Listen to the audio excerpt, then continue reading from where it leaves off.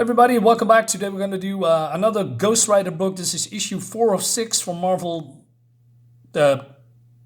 Marvel Knights imprint line. This is the Road to Damnation storyline, and we're going to continue because the Ghost Rider and his, well, it's not really his buddy, but the demon called Haas, well, he's been squashed by a bus, and everybody that's in it is dead. So of course he survives, and he can't believe that Ruth, or maybe short for Ruthless, the angel, did this, right? And I love the floating head part of Ghost Rider. Normally he has just a neck and a spine, but I know somehow the creator said, hey, let's do this visual, right? Okay. So Ruth has stole his bike, and it looks great, man. I mean, CLAYTON CRAIN art is really good. The downside, I think, of his art, that it's sometimes a little bit blurry and not pretty sharp. And maybe it has to do with the colors too, right? Who did the coloring, by the way? All right, I don't see the colorist. Maybe CLAYTON CRAIN did that to do himself. I'm not sure. He has a certain style. But this looks good, man. And I love the when she is driving off with the lighting effects and then lightning at the at the horizon. Anyway, then we go to Gustav Petroleum, and Gustav. Oh wait a minute, I'm a little bit too soon. So Gustav is drilling his big drill, and it seems that they want to go into hell, or well, they're drilling towards hell, right? And so Kazaan, who is the big player here, right, is impressed with Miss Catman's work, right? Because Miss Catman's a human. She doesn't know what's going on, but she goes along with it, right? And so Gustav said, hey, will you eat her soul? And he says, no. What's the use? Why bother? In the glory that is to come, I will have no need of mortal souls. The pointless ancient customs of the pit will pass away. We build a new and better hell.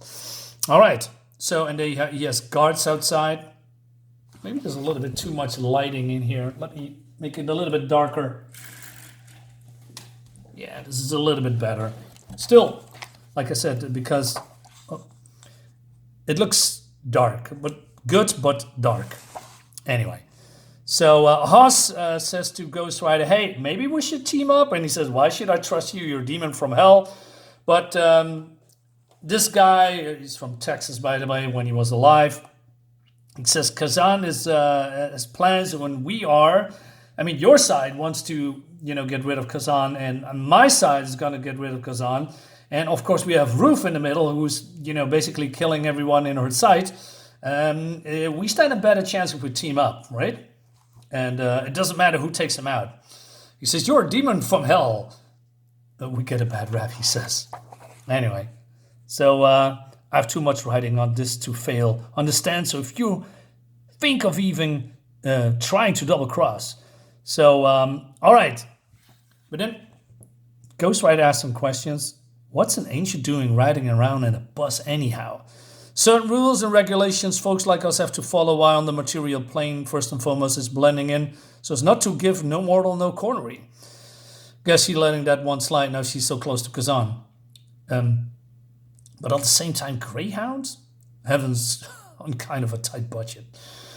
But you got this thing. Sure I do. Where do you think all the billionaires end up, boy?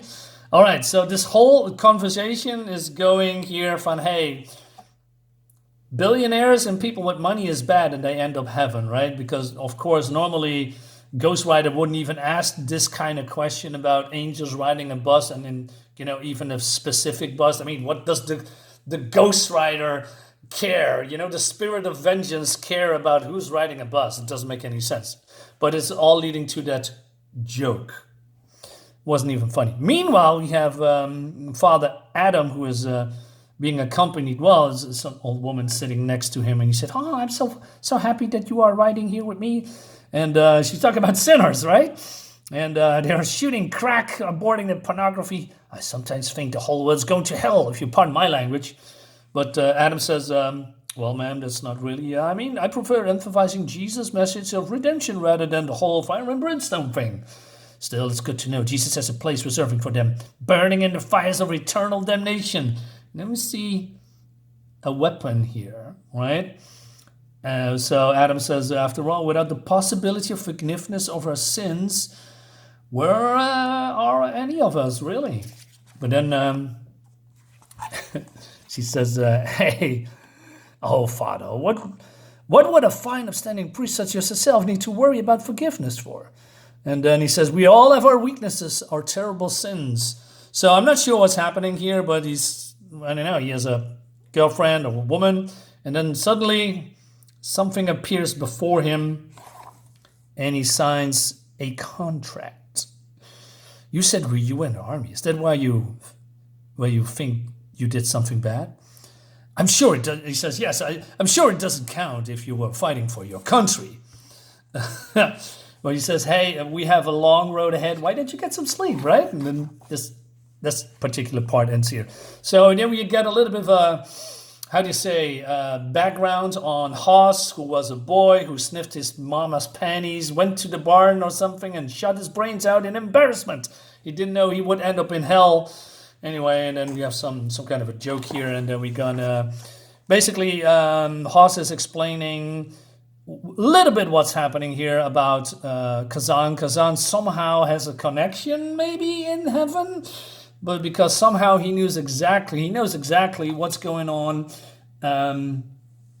what the angels are doing. So he basically planting seeds in advance, putting people here and there. So instead of, spreading love and peaceful, he is basically doing the opposite, which is good for hell, right? Because of all the souls and killings and all that stuff. So, whoops. All right. So Kazaan knew in advance our side had all the time in the world, right boys in the right spots, okay. And then he says, but if Kazaan's such a powerful boy, what is he doing on the run from hell? He's restless. Is what he is. Feels like he should have been promoting a lot higher than he has been. A lot of his work he's been doing. So, all right. Him being up here could be a real problem. He upset the balance of power. There's no saying what might get triggered off. He said, what do you mean? The apocalypse or something? Wouldn't that sort of suit your people? Hell no, boy. That book for Revelation's crap. That's just for retards and fundamentalists. The same demon wants things just the way they are. We're here. All right, so like I said, now it's getting real dark, which irritates me a little bit because even without me, closing the blinders here, it's still very dark. So Ruth comes here at the petroleum factory of this is a little bit weird, too much of Gustav, and so the guard says, "Hey, what are you doing here? It's private property." She kills or breaks someone's neck, and she doesn't speak at all. She's like the female Terminator, like in Terminator 3. She just keeps going and going and going, and no one can stop her, right? Which is, it looks cool.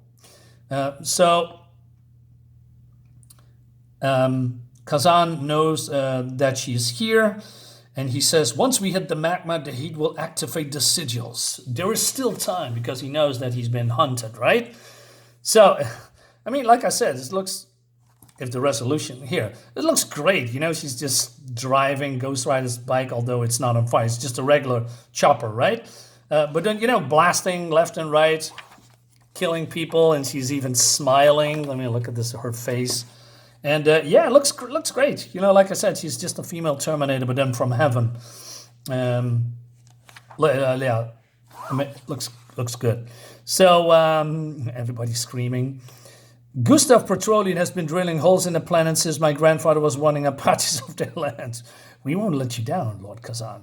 But then it seems that the drill has pierced something, and then the sigils are burning.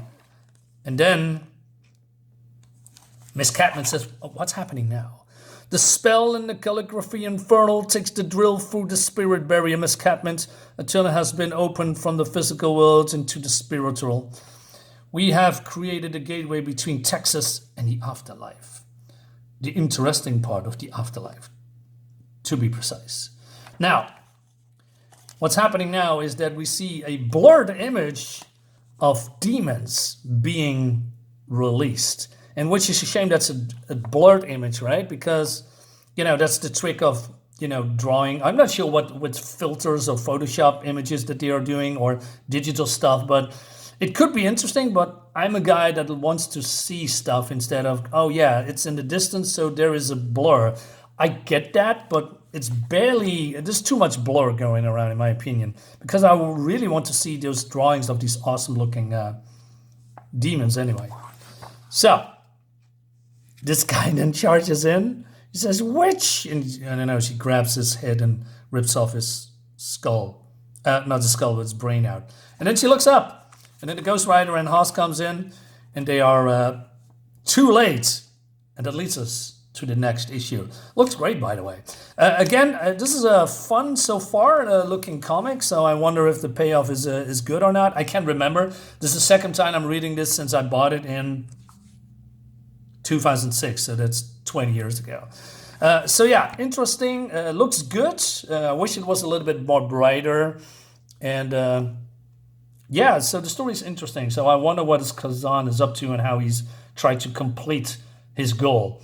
Anyway, and we're gonna probably see the fight between Haas and Ghost Rider against her, which could be very, very interesting.